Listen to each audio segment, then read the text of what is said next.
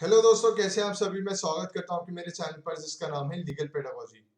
दोस्तों, इस particular video में हम कवर करने वाले इंपॉर्टेंट लीगल करंट अफेयर्स को from the month of November and December 2021। उसके साथ ही साथ और सब्सिक्वेंट पार्ट्स चैनल पर अपलोड किए जाएंगे। और अगर आप किसी भी लॉ एंट्रेंस एग्जाम की प्रिपरेशन कर रहे हैं तो चैनल पर ऑलरेडी लीगल सेक्शन से रिलेटेड, इंडियन पॉलिटी से रिलेटेड, करंट अफेयर से रिलेटेड और बाकी सेक्शन से रिलेटेड प्लेलिस्ट बनी हुई है, तो आप चाहें तो उसको भी रेफर कर सकते हैं। उसके साथ ही साथ मैं आपको बताना चाहूंगा कि अगर आप अपने आप को मेरी पेड लाइव क्लासेस में इनरोल कराना चाहते हैं तो आप स्क्रीन पे दिए गए कॉन्टैक्ट नंबर के थ्रू अपने आप को इनरोल करवा सकते हैं। वहां से सारी इंफॉर्मेशन कलेक्ट कर सकते हैं। जो लाइव कोर्स की दोस्तों फी रखी गई है वो काफी मिनिमल रखी गई है, जिससे कि हर कैटेगरी का स्टूडेंट उसको अफोर्ड कर पाए। तो दोस्तों, सबसे पहले जानते हैं कर्नाटका के बारे में। कर्नाटका की जो लेजिस्लेटिव असेंबली है दोस्तों, उसने एक बिल इंट्रोड्यूस किया है जिसका नाम है protection of right to freedom of religion bill 2021। और इसके दो ऑब्जेक्टिव्स हैं। पहला ऑब्जेक्टिव तो दोस्तों ये है कि जो हमें फ्रीडम ऑफ रिलीजन गारंटीड है अंडर आर्टिकल 25 टू 28, तो हर किसी के फ्रीडम ऑफ रिलीजन को प्रोटेक्शन के लिए ये बिल लाया गया है। दूसरा बात जो इससे एसोसिएटेड है वो ये है कि ये फोर्स्ड रिलीजियस कन्वर्जन जो है उन पे रोक लगाने के लिए इसको लाया गया है।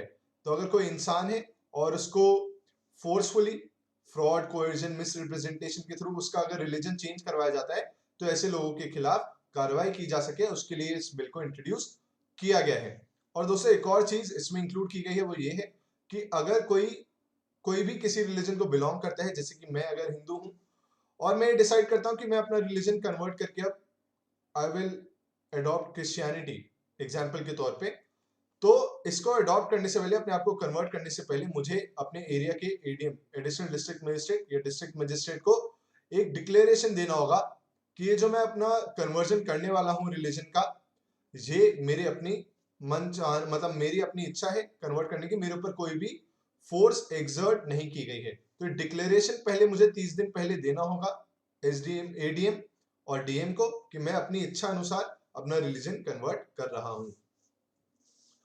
उसके साथ ही साथ दोस्तों, ऑलरेडी ऐसी कुछ स्टेट्स हैं जिसमें अरुणाचल प्रदेश, उत्तराखंड, उत्तर प्रदेश, जो भी ये सारी स्टेट्स हैं, ये ऐसे कुछ राज्य हैं जहां पे ऑलरेडी फोर्स रिलीजियस कन्वर्जन के ऊपर कानून लागू हो चुका है। अब अगर ये बिल पास हो जाता है तो कर्नाटका भी इसमें एड ऑन हो जाएगी। उसके साथ ही साथ आपको एक और बात बताना चाहूंगा कि कोई भी सेंट्रल लेजिस्लेशन नहीं है फोर्स कन्वर्जन के ऊपर, यानी कि कोई भी सेंट्रल लॉ नहीं है जो कि बनाया गया हो फोर्स रिलीजियस कन्वर्जन को रोकने के लिए। तो ये बात आपको याद रखनी है, कोई भी सेंट्रल लेजिस्लेशन, सेंट्रल लेवल पे कोई भी कानून नहीं है, पर स्टेट्स, अलग अलग स्टेट्स ने उसके ऊपर कानून बनाया है। अब दोस्तों बात करते हैं नेशनल एंटी डोपिंग बिल 2021 की। और इसको जाने उससे पहले जानना ये जरूरी हो जाता है कि नेशनल एंटी डोपिंग एजेंसी जो है दोस्तों, उसको फॉर्म किया गया था इन द ईयर 2005। 2005 में नेशनल एंटी डोपिंग एजेंसी को बनाया गया था। और उसका काम दोस्तों ये था, ये चेक रखने का कि जो भी लोग, जो भी स्पोर्ट्स पर्सन है, स्पोर्ट्स से एसोसिएटेड लोग हैं, वो कोई भी ऐसा ड्रग कंज्यूम ना करें जो कि इंटरनेशनल लेवल पे बैंड हो। क्योंकि ऐसे बहुत सारी कैटेगरी ऑफ मेडिसिन हैं, ड्रग्स हैं, जो जिसके ऊपर बैन लगाया गया है इंटरनेशनल ओलंपिक कमेटी द्वारा या बाकी कमिटीज के द्वारा। तो हमारे देश के जो प्लेयर्स हैं, ऐसा कोई भी ड्रग, ऐसी कोई भी मेडिसिन ना लें, उसके ऊपर चेक रखने के लिए नेशनल एंटी डोपिंग एजेंसी बनाई गई थी 2005 में। अब दोस्तों, इसी एजेंसी की जो पावर्स है उनको बढ़ा दिया गया है। पहले इनके पास ये पावर नहीं थी कि वो रेड्स कंडक्ट कर पाए, रेड मार पाए और इन्वेस्टिगेशन कर पाए। ये पावर्स उनके पास नहीं थी, पर इस बिल के थ्रू ये पावर्स भी अब उन्हें दे दी जाएंगी। और दोस्तों, एनएडीए मतलब नेशनल एंटी डोपिंग एजेंसी के जो डायरेक्टर जनरल है वो है सिद्धार्थ सिंह लॉन्गजैम। ये बातें आपको याद रखनी है with regard to national anti doping bill 2021। अब दोस्तों बात करते हैं एक और इंपॉर्टेंट बिल की जिसका नाम है surrogacy regulation bill 2019 and assisted reproductive technology regulation bill 2020। तो दोस्तों, ये जाने उससे पहले कुछ बातें जानना जरूरी है हमें। वो तो ये है कि एक तो जो सेरोगेट मदर का कंसेप्ट आया हमारे देश में, जो लीगलाइज किया गया सेरोगेट मदर्स वाला, वो किया गया इन द ईयर 2002। और बोला गया कि अगर कोई फॉरेनर से भी कोई कपल अगर आता है, कोई फॉरेन कपल भी है और वो हमारे देश की कोई वुमेन हो, उनको सेरोगेट मदर के तौर पे चाहते हैं, एज अ सेरोगेट मदर उन्हें बनाना चाहते हैं, तो ये उनको परमिशन दे दी गई थी। पर दोस्तों 2002 में ये परमिशन दी गई पर अब ये जो बिल आया है वो ये कहता है, पहला बात तो, कि इंडियन कपल्स ही खाली किसी को सैरोगेट मदर के तौर पे अवेल कर सकते हैं। कोई फॉरेनर्स का कोई कपल हो, फॉरेन का कोई कपल हो, तो उनको अब इजाजत नहीं होगी कि हमारे देश की किसी वुमेन को एज अ सैरोगेट मदर वो अवेल कर पाए। तो फॉरेनर्स अब सैरोगेट मदर वाली चीज को नहीं कर पाएंगे इंडिया में आके।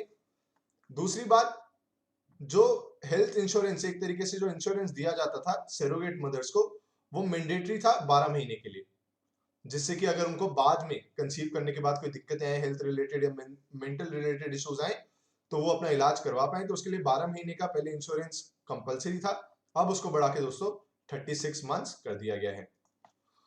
वहीं दोस्तों आईवीएफ से बात कर लेते हैं। आईवीएफ रिलेटेड ये वो टेक्नोलॉजी है कि जिसमें आप मतलब आर्टिफिशियल थ्रू, मतलब थ्रू अदर मींस, स्पर्म और एम्ब्रियो के थ्रू आप, मतलब through artificial means, through uses of this technology a child can be born.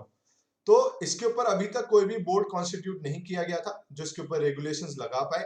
पर अब इस बिल के आने के बाद ये डिसाइड किया गया है कि आईवीएफ जो सेंटर्स होंगे उनको रेगुलेट करेंगे स्टेट लेवल पे बोर्ड्स। उसके साथ साथ जो सेंट्रल लेवल पे बोर्ड्स होंगे वो इन लोगों के लिए, आईवीएफ सेंटर्स के लिए कानून बनाएंगे। तो ये बातें आपको याद रखनी है, जो बदलाव आए हैं सैरोगेटरी मदर से रिलेटेड, आईवीएफ सेंटर से रिलेटेड। ये क्वेश्चन इंपॉर्टेंट है, ये आपसे पूछा जा सकता है। अब दोस्तों बात करते हैं इलेक्शंस लॉज अमेंडमेंट बिल 2021। इसके ऊपर काफी हंगामा भी हुआ है दोस्तों, और इस अमेंडमेंट बिल के थ्रू दो बदलाव लाने की कोशिश करी है केंद्र सरकार। पहला तो ये कि इससे पहले क्या होता था कि अगर आपको अपना वोटर आईडी कार्ड बनवाना है तो आप एक पर्टिकुलर ईयर, मतलब जैसे 2022 में हमें, तो मेरी उम्र 2022 के 1 जनवरी तक 18 साल की हो जानी चाहिए थी, तभी मेरा वोटर आईडी बन पाता था। पर उसकी वजह से दिक्कतें क्या आती थी कि अगर कोई बच्चा फरवरी 2022 में 18 साल का होने वाला होता था तो वो अपना उस साल वोटर आईडी नहीं बनवा पाता था, क्योंकि कट ऑफ एज 1 जनवरी को डिसाइड की जाती थी, तो जिसकी वजह से उसे और 11 महीने रुकना पड़ता था। पर अब अगर ये बिल पास हो जाता है तो अब जनवरी, यहाँ पे लिखे हुए हैं मंथ्स, जनवरी, अप्रैल, जुलाई, अक्टूबर, ये ऐसे 4 महीने हैं जिनकी फर्स्ट डेट को ये देखा जाएगा कि इंसान अगर 18 साल का हो गया होगा, 1 जनवरी को अगर 18 का हो गया तो वो वोटर आईडी बनवा पाएगा, 1 अप्रैल को हो गया तो भी, जुलाई में अगर हो जाएगा 18 का तो भी, और अक्टूबर में हो जाएगा तो भी। तो पहले जो एक साल में खाली एक बार ऐसा होता था कि इंसान अपना वोटर आईडी कार्ड बनवा सकता था अगर 18 साल की एज उसकी हो जाती थी, अब उसको बढ़ा के अगर ये बिल पास हो जाता है तो वो साल में 4 बार अपना वोटर आईडी बनवा पाएगा अगर किसी भी महीने में जाके उसकी एज 18 वो रीच कर जाता है।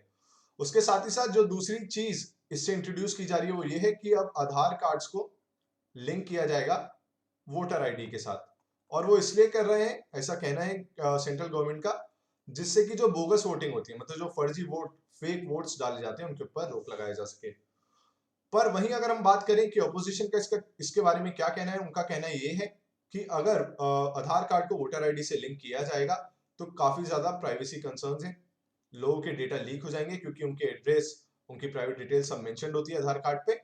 तो अभी ये बिल इंट्रोड्यूस किया गया है, देखते हैं पास होता है या नहीं होता है। दो चीजें जो आपको पढ़ के जानी चाहिए एग्जाम में, वो है एक तो रिप्रेजेंटेशन ऑफ पीपल्स एक्ट 1950 का सेक्शन 23, और दूसरा है important judgement KS Puttaswamy versus Union of India, जिसमें right to privacy is a fundamental right के बारे में कहा गया था। तो ये जजमेंट इंपॉर्टेंट है, इसके बारे में आपको पता होनी चाहिए और ये सेक्शन आप पढ़ के जरूर जाइएगा। और उसके साथ ही साथ अगर आपसे कोई पूछे कि राइट टू वोट क्या है, तो राइट टू वोट दोस्तों एक स्टैट्यूटरी राइट है। अगर आप डीएलएलबी की तैयारी कर रहे हैं तो आपको स्टैट्यूटरी राइट उसे मार्क करना है, स्टैट्यूटरी राइट, या फिर अगर स्टैट्यूटरी राइट की जगह हो लीगल राइट, तो कोई भी इनमें से ऑप्शन हो उसको आपको मार्क करना है, ये बात आपको याद रखनी है। अब दोस्तों एक और इंपॉर्टेंट इवेंट के बारे में बात करते हैं जो काफी न्यूज में बना रहा। सेंट्रल गवर्नमेंट दोस्तों एक बिल लाने की तैयारी में है, एक अमेंडमेंट बिल लाने की तैयारी में है, जिसके थ्रू जो लीगल एज थी वुमेन की पहले मैरिज की, वो एज थी 18 और बॉयज की थी 21। पर अब अगर ये बिल आता है और ये पास हो जाता है तो केंद्र सरकार चाहती है ये जो वुमेन के लिए एज है 18 साल की, गर्ल्स के लिए जो एज है, लीगलाइज एज है मैरिज की, उसको बढ़ाने का और 21 साल कर देने का। क्यों? क्योंकि उनका मानना ये है कि अगर बॉयज की एज 21 है तो उस एज में जो 18 साल की उम्र होती है वहां पे जो गर्ल्स होती है उनका ये राइट होता है कि वो एजुकेशन लें, जॉब्स पे जाएं, तो वो एक लीगलाइज एज नहीं होनी चाहिए मैरिज की। उनके हिसाब से जो लीगलाइज एज होनी चाहिए गर्ल्स की भी, वो भी 21 हो जानी चाहिए। तो उसके लिए एक अमेंडमेंट बिल लाया गया है। अब देखते हैं वो पास होगा या नहीं होगा, कैसे होगा। पर क्या करना चाह रहे हैं उसके थ्रू, ये करना चाह रहे हैं कि जो लीगलाइज एज है गर्ल्स की मैरिज की, जो 18 साल थी उसको बढ़ा के 21 साल करना चाह रहे हैं उस अमेंडमेंट बिल के थ्रू। अब दोस्तों बात करते हैं कि ये क्यों लाया गया है। क्योंकि एक कमिटी, एक तरीके से एक टास्क फोर्स बनाई गई थी 4 लोगों की, जिसको हेड कर रही थी जया जेटली। तो 4 सदस्यों की ये कमेटी थी जिसको हेड करी थी जया जेटली, जिन्होंने रिकमेंडेशन दी कि हाँ, जो गर्ल्स के लिए लीगलाइज एज है मैरिज की, उसको 18 साल से बढ़ा के 21 साल कर देना चाहिए। तो आपसे कमेटी में कितने लोग थे ये भी पूछ सकते हैं, और कौन उसको लीड करी थी, जया जेटली, इनका नाम आपको याद रखना है। अब दोस्तों कुछ एक्ट्स को जानते हैं with regard to legalize age of marriage. तो सबसे पहले आया था शारदा एक्ट 1929 में, जिसने गर्ल्स के लिए लीगलाइज एज रखी थी 14, बॉयज के लिए रखी थी 18 साल। पर बाद में फिर आया चाइल्ड मैरिज रिस्ट्रेंट एक्ट, उसने दोस्तों 18 साल रखी legalize age for marriage for girls और 21 साल फॉर बॉयज। तो ये था चाइल्ड मैरिज रिस्ट्रेंट एक्ट, जिसने लीगलाइज एज गर्ल्स के लिए 18 साल रखी और बॉयज के लिए 21 साल रखी। अब बात करते हैं अलग अलग रिलीजन्स के हिसाब से क्या क्या लीगलाइज एज मानी गई है। तो अगर हिंदूज की बात करें तो हिंदू मैरिज एक्ट कहता है कि लीगलाइज एज है एक गर्ल के लिए 18 साल और बॉयज के लिए है 21 साल। वहीं अगर हम मुस्लिम्स मतलब इस्लाम धर्म की बात करें तो इसमें यह कहा जाता है कि अगर कोई भी माइनर है, कोई भी बच्चा है और उसने प्यूबर्टी अटेन कर ली है, तो उसकी शादी की जा सकती है। तो वहां पे एज का क्राइटेरिया नहीं है, वहां पे प्यूबर्टी का क्राइटेरिया, अगर हम मुस्लिम रिलीजन को देखते हैं। वहीं अगर स्पेशल मैरिज एक्ट को देखें तो दोस्तों उसके हिसाब से भी जो लीगलाइज एज है गर्ल्स के लिए 18 है और बॉयज के लिए 21 है। तो आपको ये सारी बातें भी याद रखनी है, जो बातें मैंने डिस्कस की वो भी याद रखनी है। ये पार्ट 1 था। सब्सिक्वेंट पार्ट्स मैं चैनल पर अपलोड करूंगा, पर अगर आप मुझे सपोर्ट करना चाहते हैं तो वीडियो को लाइक जरूर कर दें, और अगर चैनल का कंटेंट पसंद आ रहा है तो चैनल को सब्सक्राइब करना ना भूलें। Thank you so much.